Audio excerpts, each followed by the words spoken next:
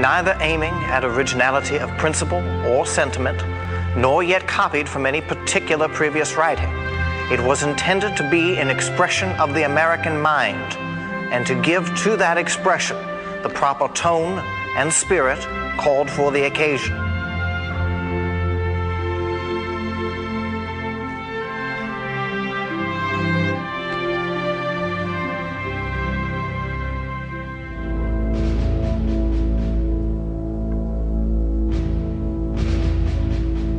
We are in the very midst of revolution, the most complete, unexpected, and remarkable of any in the history of the world. Every post and every day rolls in upon us independence like a torrent.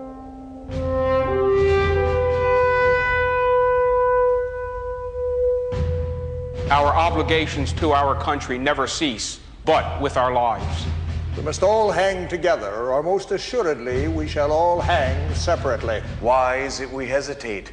For God's sake, let us come to the final separation. The birthday of the new world is at hand. The tree of liberty is watered with the blood of patriots and tyrants both.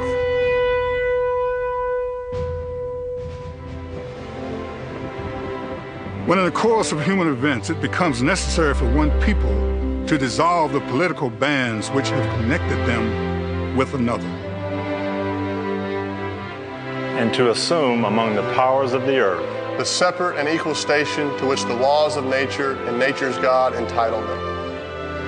A decent respect to the opinions of mankind requires that they should declare the causes which impel them to the separation. We hold these truths to be self-evident. That all men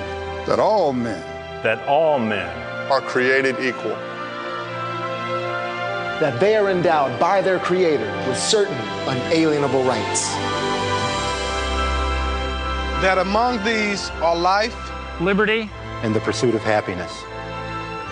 That to secure these rights, governments are instituted among men, deriving their just powers from the consent of the governed. That whenever any form of government becomes destructive of these ends, it is the right of the people to alter or to abolish it and institute new government. laying its foundations on such principles and organizing its powers in such form. As to them shall seem most likely to effect their safety and happiness.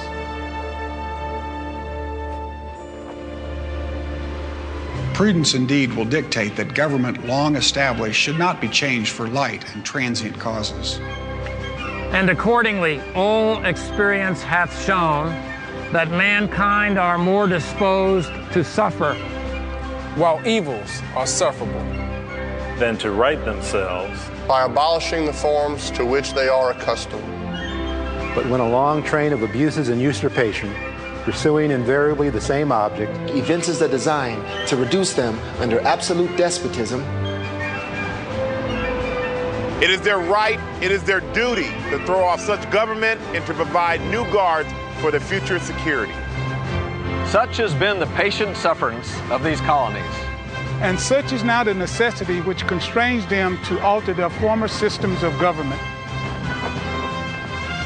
We, therefore, the representatives of the United States of America, in General Congress assembled, appealing to the supreme judge of the world for the rectitude of our intentions, do in the name and by authority of the good people of these colonies, solemnly publish and declare that these united colonies are, and of right ought to be free and independent states. That they are absolved from all allegiance to the British Crown. And that all political connection between them and the state of Great Britain is and ought to be totally dissolved. And as free and independent states, they have full power to levy war, conclude peace, contract alliances, establish commerce, and to do all other acts and things which independent states may of right do.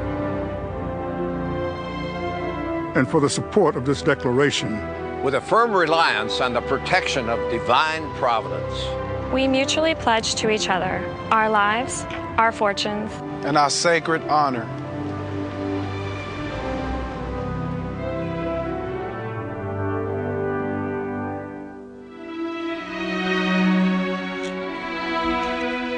Why so large, Mr. Hancock? So that Fat George can read it all the way from London without using his spectacles. On this day, we light a great torch of freedom. Huzzah! I am an American. We are Americans. Our citizenship in the United States is our national character. Our citizenship in any particular state is only our local distinction. By the latter, we are known at home. By the former, to the world. Our great title is Americans.